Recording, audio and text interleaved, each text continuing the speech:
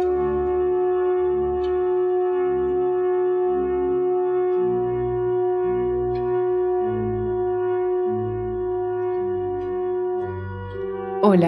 y bienvenidos a Cuentos Clásicos. La siguiente historia, publicada por primera vez en 1950 en Weird Tales, trata del amor entre dos jóvenes montañeses cuyas familias están enemistadas. Es un amor destinado a la tragedia, pero en su lugar, los hechos tomarán un giro fantástico. Con ustedes, La esposa del árbol, de la autora estadounidense Mary Elizabeth Councilman. Le sonreí a mi compañera, Hetty Morrison, inspectora de servicios sociales del condado en el distrito de Bald Mountain. Cuando me pasé por su despacho esa mañana, más que nada para evocar viejos recuerdos nostálgicos de nuestros tiempos de estudiantes en la Universidad de Virginia, me la encontré discutiendo por teléfono con un mecánico de la zona. Pero tengo que hacer una visita esta mañana. ¿Por qué no puede conseguir las piezas? Sáquelas del coche de otro. Va, y un cuerno que le parezca que no estaría bien. Es posible que esta familia se esté muriendo de hambre. Hetty había colgado, farfullando aún, una solterona de aspecto severo y adusto con un corazón del tamaño de la cordillera azul. Entonces levantó la vista y me vio mirándola sonriente al tiempo que agitaba las llaves del nuevo deportivo Club Coupé a modo de invitación. Éramos tan íntimas amigas que sobraban las palabras. Hetty hizo un mero asentimiento seco, se plantó el sombrero y salió por la puerta conmigo a la zaga. «Te vas a arrepentir», me advirtió. «Hay que ir por un antiguo sendero indio, y si tenían que ir y venir por ahí, no me extraña que los llamen americanos en vías de extinción. Seguro que se te estropea una ballesta». Me vio tan consternada mientras me disponía a abrir la portezuela de mi primer coche nuevo en 10 años, que me guiñó un ojo con ese aire taimado que tan bien conocía yo de nuestra época universitaria cuando estaba a punto de pedirme que le prestara mis medias preferidas. «Es un trayecto aburrido, una visita rutinaria de supervisión. Seguro que a ti», continuó arrastrando las palabras con un tono despreocupado, «no te interesa Florella Dabney, la chica que se casó con un árbol. Pasaremos justo por delante del domicilio de Dabney. No, cielo, te arriesgas a rayar esa pintura azul tan bonita. Y el arroyo de Holly Creek cruza el sendero 4 veces.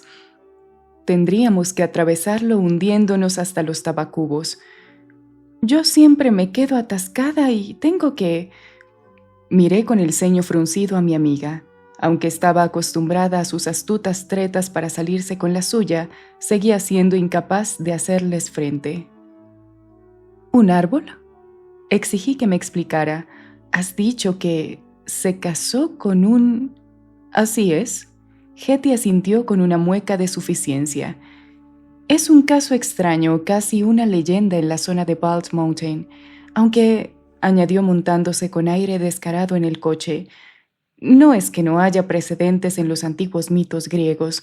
Zeus siempre andaba transformando a alguna chica en manantial o en flor o en algún objeto inanimado de manera que su esposa, Hera, no se percatara de sus tejemanejes.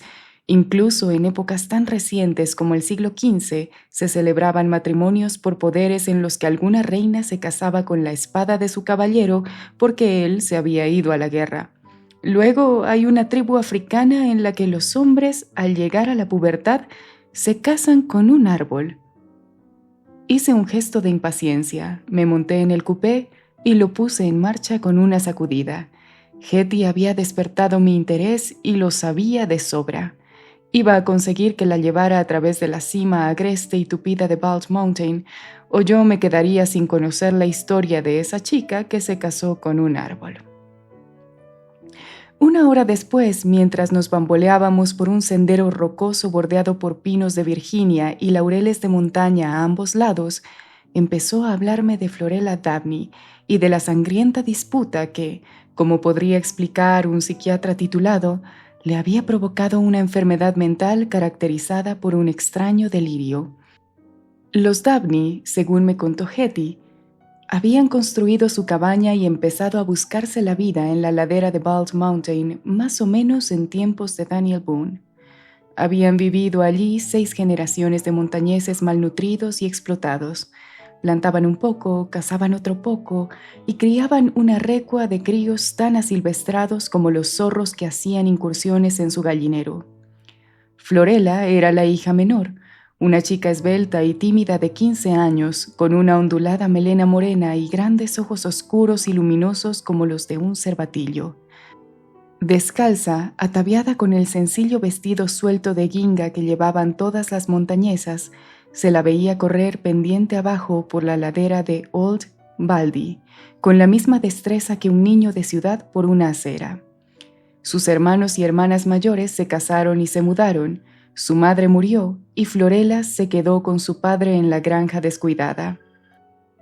Al otro lado de la montaña vivía una familia semejante de antiguos colonos, los Jennings. Hasta donde se alcanzaba a recordar, siempre había habido mala sangre entre ambas, originada por una trifulca en torno a una carga de leña que había terminado con 2 Dabney en el hospital y 3 Jennings en la cárcel. Ambas familias iban a misa en la pequeña iglesia encaramada al risco que separaba sus granjas, pero ningún Jennings le dirigía la palabra a un Dabney, ni siquiera en los oficios que duraban el día entero, cuando todos estaban bien saciados de comida y cerveza casera. Ningún Dabney se sentaba nunca a la izquierda del pasillo central, y cualquier bautizo que se celebrara en Holly Creek, después de una entusiasta reunión evangelista, había de organizarse de modo que los Jennings y los Dabney fueran sumergidos en las aguas en días alternos. El reverendo Posey Atkins, el predicador laico, aceptaba esta condición, no por inevitable menos desafortunada. Y esa era la ley que regía en Bald Mountain, hasta la noche de primavera en que Joe Ed Jennings y Florela Dabney se fugaron juntos. Ninguna de las 2 familias acertaba a imaginar cuándo y cómo se habían visto lo suficiente para enamorarse. Joe Ed era un robusto muchacho rubio capaz de tocar la guitarra y acertarle en el ojo a una zarigüeya a 50 metros, pero de poco más. Lo que asombró a todo el mundo fue que Florela se encariñara con semejante haragán, pues estaba medio prometida con un chico de la cuenca del Búho. Cuando un grupo de cazadores los vio corriendo por el bosque una noche, dieron por sentado que a Florela se la habían llevado por la fuerza, totalmente en contra de su voluntad. La muchacha había salido tras un cerdo que se había extraviado. A medianoche, cuando no regresó, su padre, Leif Dabney, fue en su busca. Se topó con la cuadrilla de caza y se apresuró a regresar a la cabaña en busca del rifle.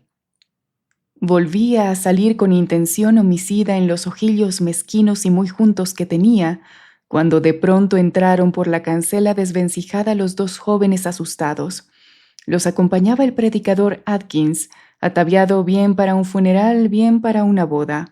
Aferraba la Biblia con manos temblorosas, pero habló en tono firme. Leif, estos 2 jóvenes han pecado, pero es probable que el Señor ya los haya perdonado. Ahora tienen intención de casarse, con que no intente impedírselo. Sin más preámbulos, les indicó a Florela y a Joe Ed que se situaran bajo un enorme roble blanco que crecía en el jardín delantero, descollando sobre la tosca cabaña su oscura silueta dibujada contra el cielo iluminado por la luna. En lo alto del tronco, si Leif se hubiera fijado, habría visto un corazón tallado con las iniciales JEJ y FD. El anciano predicador empezó a entonar con solemnidad la ceremonia matrimonial, mientras el padre de Florela permanecía ahí plantado, mirándolos, el rostro chupado cada vez más nublado de furia, la boca fruncida en constante movimiento. Apenas se habían pronunciado las inmortales palabras «Tomas a este hombre», cuando se llevó velozmente el rifle al hombro y le disparó a Joe Ed a quemarropa. El chico ya estaba muerto cuando se derrumbó a los piececillos descalzos de su novia. «Te está bien empleado por tontear con la niña a mis espaldas», bramó Leif. «Pedazo de inútil». No llegó a terminar, pues resonó un segundo disparo en la quietud de la noche. Leif Dabney se abalanzó de bruces, se parapetó tras el cadáver de quien había estado a punto de ser su yerno y disparó 2 veces hacia el fogonazo de pólvora en el bosque detrás de la cabaña. Un instante después se desató el caos. Parece ser que el reverendo Atkins se esperaba un estallido semejante. Alguien había avisado al padre de Joe Ed.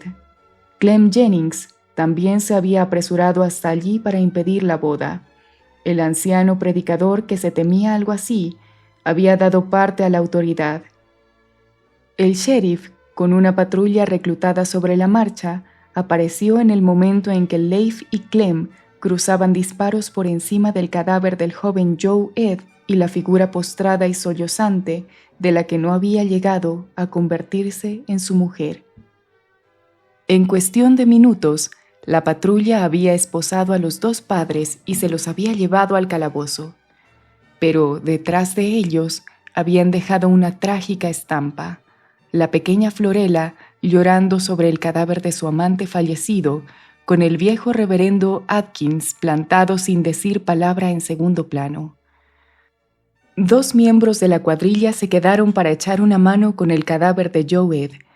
La chica sollozante le había implorado al predicador que lo enterrase, en el acto, bajo nuestro árbol. Fue allí donde Joe Ed la atrapó y la besó por primera vez, tapándole la boca con la mano entre risas a 10 metros escasos de Leif. Fue allí, de noche, donde ella le dijo por primera vez que le quería y prometió escabullirse con él a los profundos y silenciosos bosques de Old Baldy para tener una cita de amantes prohibida por sus familias. Fue allí donde meses después, aterrada y avergonzada, le dijo entre sollozos que estaba encinta. Sabía que no tenía otra opción más que quitarse la vida. Su amante era un Jennings, y no había esperado de él más que unos instantes de furioso éxtasis secreto. Pero Joe Ed la había sorprendido. Ferozmente protector y leal, anunció que, la noche siguiente, se reuniría con ella bajo el árbol del patio de los Dabney para que el predicador Atkins los casara en presencia del viejo Leif. Su criatura llevaría su apellido, dijo el chico con orgullo y ternura, y esperaba que fuera una niña con ojos de cervatillo exactamente igual que Florella. Todo esto se lo relató el anciano predicador Atkins a los 2 miembros de la patrulla mientras ellos se turnaban para cavar la tumba de Joe Ed Jennings al pie del gran roble blanco bajo el que tenía que haberse casado. Florella siguió allí aturdida, mirándolos, sin llorar ya, como un animal atrapado, resignado por fin a su amarga suerte. Pero viéndola, el viejo predicador laico recordó de súbito una historia de sus tiempos de estudiante, un mito, una leyenda. Se acercó a la chica, la tomó de la mano en silencio y la llevó al árbol, donde los 2 compasivos vecinos alisaban la última palada de tierra sobre la rudimentaria tumba de Joe Ed. «Hija», dijo el viejo predicador, «tengo entendido que hubo reinas en otros tiempos que se casaron con una espada propiedad de algún hombre muerto en el campo de batalla.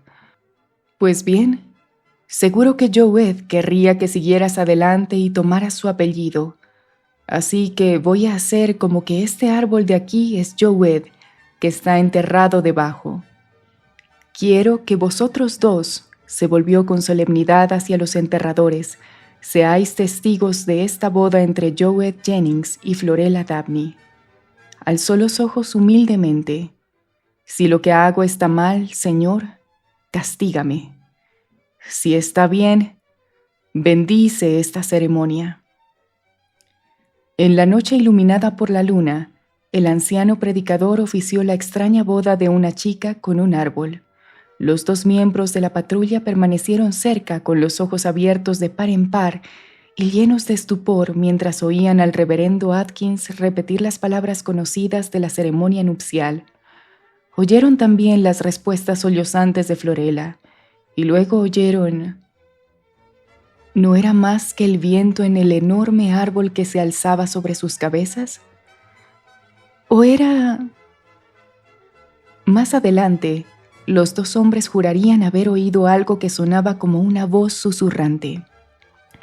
Una voz de hombre, la de Joe Ed, procedente de lo más profundo de las tupidas ramas verdes. Pero, tal y como Hetty señaló secamente, había sido una noche de histeria, y la histeria a menudo juega extrañas pasadas a los sentidos. ¿Y bien? Eso no es todo, ¿verdad?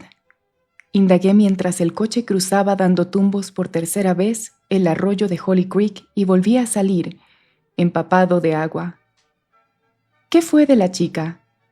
Con su padre en la cárcel, ¿quién cuidó de ella mientras... ¿Nació bien la criatura? No tan rápido, loca, me espetó Hetty entre risas aferrándose a la portezuela de su lado. Sí, claro, nació bien. Fue una niña. Me encargué de que los servicios sociales del condado enviaran a un médico cuando recibimos el mensaje de que Florella estaba de parto. Había estado viviendo en la cabaña de su padre totalmente sola, por la sencilla razón de que todos sus parientes y todos los de Joe Ed tenían miedo de acercarse allí. Fruncí el ceño extrañada. ¿Por qué? Por el árbol, dijo Hetty con voz débil. Corrió el rumor de que estaba encantado, de que Joe Ed se había metido en ese roble y, bueno, que estaba vivo. Que sentía, quiero decir, que ya no se comportaba como un árbol. He de reconocer... ¡Cuidado con ese pedrusco, So Gansa! ¿Quieres destrozar el coche? He de reconocer que pasaron algunas cosas raras, por así decirlo. Aminoré la velocidad obedientemente y avancé con cuidado por el camino pedregoso, lo que fuera para que Hetty continuara la historia que hasta tal punto había captado mi interés. ¿Qué cosas?, pregunté. Todo el mundo oye voces en el viento, susurros de hojas, ramas que se azotan. Pero, repuso Hetty alargando las palabras, no todo el mundo ve a un árbol atrapar un conejo vivo o a una paloma que se ha posado en una de sus ramas. No todo el mundo ve eso. ¿Cómo? Dije boquiabierta. Nunca había oído semejante ridiculez. Mi intento de carcajada sonó hueco, no obstante, incluso a mis propios oídos. ¿Cómo demonios iba a...? A mí no me lo preguntes, respondió Hetty con jovialidad. Lo único que sé es que la rama inferior del enorme roble blanco mantenía a Florella bien provista de carne. Conejos, palomas, una vez una zarigüeya. Se estrangulaban, de alguna manera, se les quedaba el cuello atrapado entre las ramas. Ella se los encontraba allí listos para la cazuela, tal como cualquier buen montañés tendería trampas para alimentar a su familia, así que empezó a creer que los cazaba él. Joe Ed tenía buena reputación como cazador y trampero. ¡Dios santo! Intenté reír otra vez. ¿No querrás decir? Pobre muchacha, me interrumpí sobrecogida por la lástima. Pero seguro que una experiencia así la afectó mentalmente. Vivir allí sola, con una bebé. Entonces, continuó Hetty con deleite, un día de otoño que hacía mucho frío, se pasó por allí una vecina, una vieja entrometida. Solo quería soltarle un comentario malicioso a Florella acerca del bebé. Sin embargo, cuando ya se iba... Bueno, Hetty dejó escapar una risilla. Parece ser que se le enganchó el abrigo en una rama del árbol que pendía sobre la cancela. Le arrancó el abrigo de cuajo, según dijo. Salió corriendo de allí gritando como loca y le contó a todo el mundo que Joe Ed le había quitado el abrigo para dárselo a Florella. Cuando la chica intentó devolvérselo, no quiso ni tocarlo. Dijo que, de todos modos, no era su mejor abrigo y que no pensaba pelearse con un árbol. «Venga ya», negué con la cabeza y solté una carcajada haciendo todo lo posible por ahuyentar el escalofrío que me recorría una y otra vez la espalda. «Esos montañeses son de lo más supersticiosos, ¿no? Está claro que no fue más que el miedo de esa mujer lo que la llevó a pensar. Es posible, dijo Hetty secamente, pero no fue el miedo lo que me arrebató el sombrero nuevo la primavera pasada cuando casualmente pasé por debajo de ese árbol. Iba a ver cómo estaba Florela. Se encuentra en situación de necesidad, claro. Desde luego que sí, dijo en un tono extraño. Descendió una rama bien grande y me arrancó el sombrero de la cabeza. Yo no alcanzaba a cogerlo y Florela no podía trepar hasta él. No hacía mucho que había tenido la criatura. La pobrecilla seguía débil, pero se echó a reír y se puso a hablarle al árbol como si fuera una persona. La verdad es que lo hizo tan tranquilamente que me puso la carne de gallina. «Joe, estás hecho un granuja», dijo. «Devuélvele el sombrero a la señorita Hetty ahora mismo. No necesito ropa elegante. La niña y yo estamos perfectamente». Hetty me miró, como avergonzada. Lo dijo de una manera que me hizo sentir como una vieja pava egoísta. De todas formas, un sombrero así era demasiado mono para una cara avejentada y afilada como la mía. Pero me dio un buen susto, he de confesarlo. Cuando tragó saliva con dificultad, cuando le dije a Florela que se lo podía quedar, cayó del árbol de inmediato. ¡Plaf! Justo en la cabeza de la chica. Tengo que reconocer, añadió contrariada, que le sentaba de maravilla. Seguramente era el primero que tenía en su vida, pobrecilla. Leif era un viejo avaro. La madre de Florela nunca tuvo un harapo que no hubiera cosido ella misma. Di un volantazo para esquivar a un mapache que andaba sin prisas por el sendero. Luego miré a Hetty con los ojos entornados. «Venga», dije con determinación. «Ahora me dirás que el árbol deja apilada su propia leña para que Florela no tenga que cortarla». Hetty rió. «Ah, no. Los montañeses dan por sentado que sus esposas tienen que trabajar como mulas. Lo único que hacen ellos es alimentarlas, darles techo y protegerlas, además de hacerles algún regalito cuando están de ánimo generoso. Eso es lo que esperaba Florela de su esposo árbol, y eso es lo que recibía, aunque supongo que un psicólogo diría que su delirio le confería una sensación de seguridad que meramente la hacía capaz de apañárselas por sí misma. Mucha gente necesita una muleta para la confianza, aunque solo sea una moneda de la suerte que llevar encima. Coincidencia y superstición, ¿eh? En fin, sonrió mi amiga, te agradezco mucho que me hayas traído. Hemos recibido noticia de que Kirby Marsh, un granjero que vive cerca de la granja de los Dabney, se ha peleado con alguien y ha vuelto a casa a rastras, bastante magullado. Su esposa está postrada en cama, con que necesitarán ayuda si está malherido.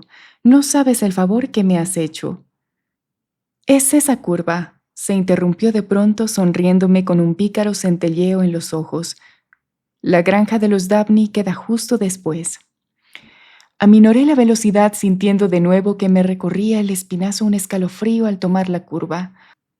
Unos metros por encima del sendero, encaramada a la ladera de la montaña, había una vieja cabaña de troncos desbastados, con el típico pozo en el patio y el típico huertito trasero.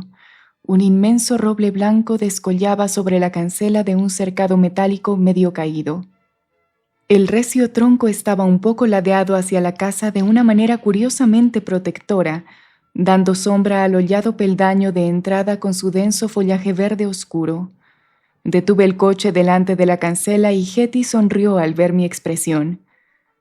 «Ahí lo tienes», anunció con sequedad. «Ahí vive la chica que se casó con un árbol. Y ese es el árbol. Ese es él». Me apeé del deportivo y fui a paso cauto hasta el cercado.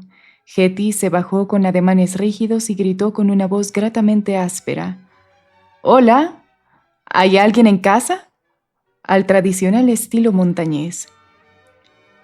No hubo respuesta, pero de pronto me fijé en una colcha de retales dispuesta a modo de lecho bajo el roble que Hetty me había señalado como él. Sobre el cobertor doblado había una niña pequeña tendida haciendo gorgoritos. Aparentaba unos 2 años. con la recia buena salud de la mayoría de los niños montañeses, pese a su dieta escasa y la constante exposición a los elementos.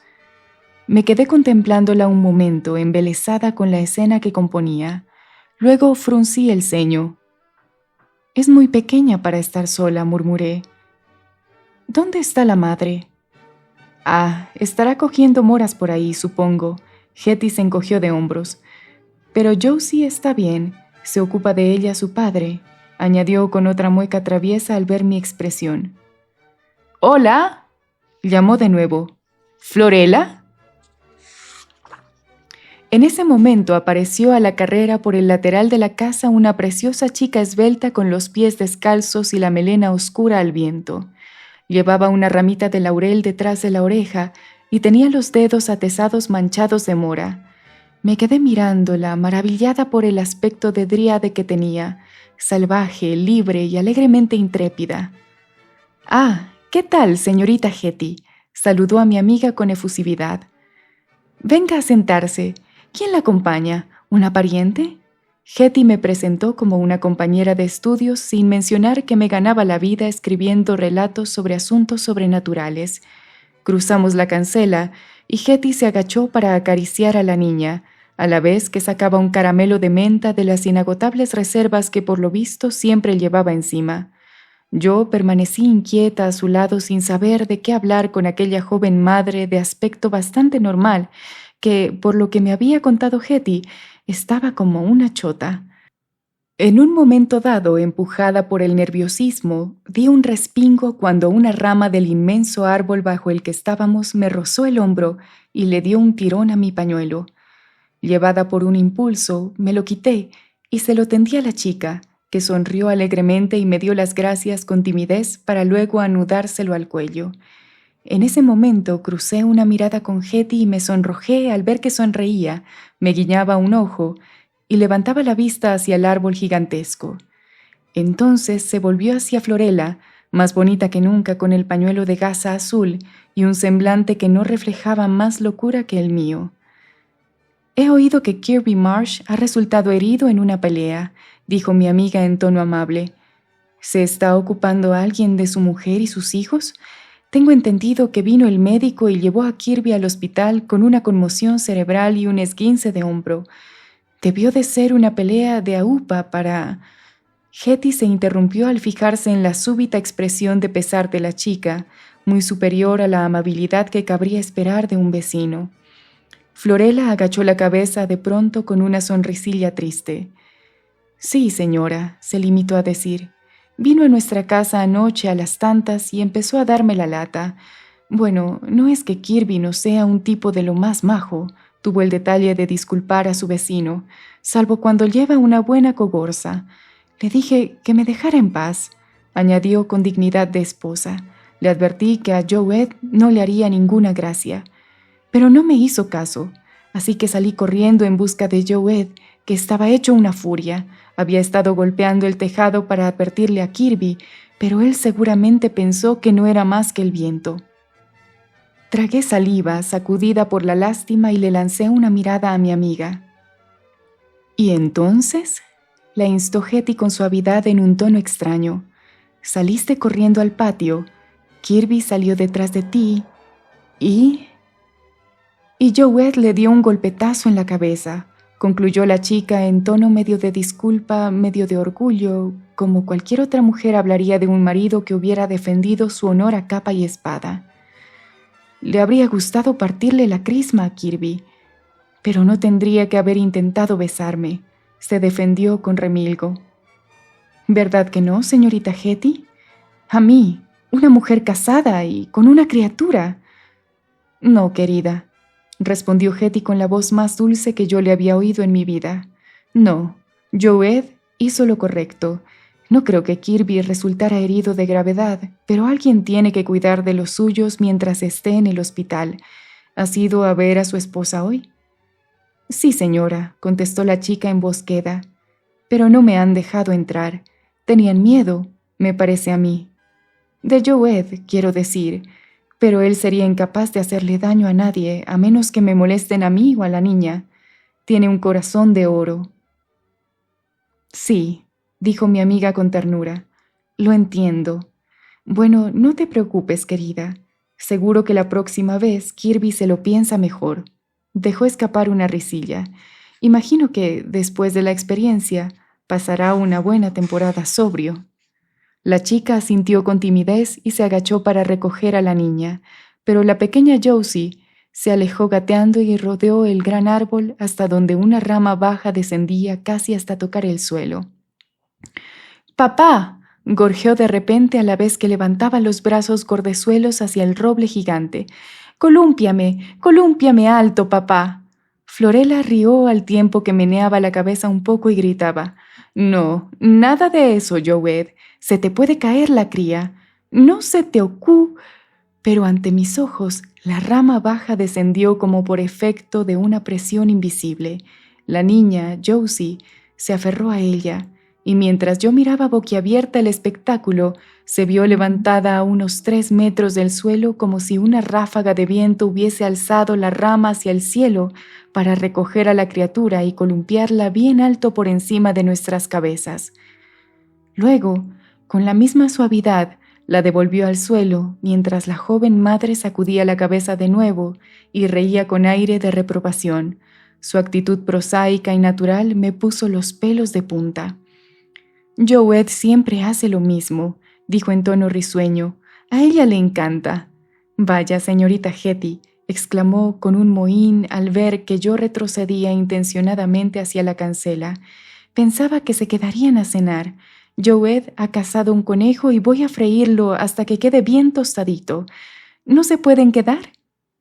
Pero para entonces yo ya había salido por la puerta y me había montado en el coche sacudiendo la cabeza disimuladamente e indicándole a Hetty que me siguiera. Por alguna razón, aunque siempre lo desmentiré firmemente, los dientes me repiqueteaban como castañuelas, y no hacía más que volver la vista con nerviosismo hacia el alto roble de largas ramas que se cernía sobre la cabañita de montaña y sobre la mujer y la niña, que vivían allí solas. ¿Solas? ¡Qué caso tan triste, ¿verdad?, murmuró Hetty jovialmente mientras se montaba en el coche y se despedía con la mano de Florela Dabney, o la señora de Joseph Edward Jennings, tal como figuraba en los archivos del condado. Desde luego, hay que ver cómo vive esa pobre chica con su bebé, con precariedad y a merced de individuos como Kirby. Qué sola y asustada estaría de no ser por ese patético delirio suyo, y ahora la niña también lo cree. Supongo que te has fijado en que cuando se columpiaba del árbol lo ha llamado papá, ¿no? Debía de ser una rama muy fuerte para sostener a una niña tan pesada, ¿verdad?, continuó despreocupadamente. La habrá movido el viento, supongo, como la otra noche, cuando le golpeó en la cabeza a Kirby Marsh. Aquí en Old Baldy sopla un viento tremendo. Me miró de reojo con picardía y contrajo los labios. Le lancé una mirada feroz y pisé el acelerador consciente de que tenía la frente cubierta de un sudor frío. Porque no hacía viento. Hacía un día sofocante y muy tranquilo, y a mi lado Hetty rió con suavidad cuando volví la mirada hacia la pequeña granja descuidada. Salvo por una rama baja de aquel roble gigantesco que volvía a levantar en el aire de forma juguetona a la niña feliz mientras su madre la miraba, alzándola con suavidad como lo harían los brazos fuertes y protectores de un hombre, no se movía ni una sola hoja hasta donde se alcanzaba a ver por la ladera escarpada de la montaña. El fin.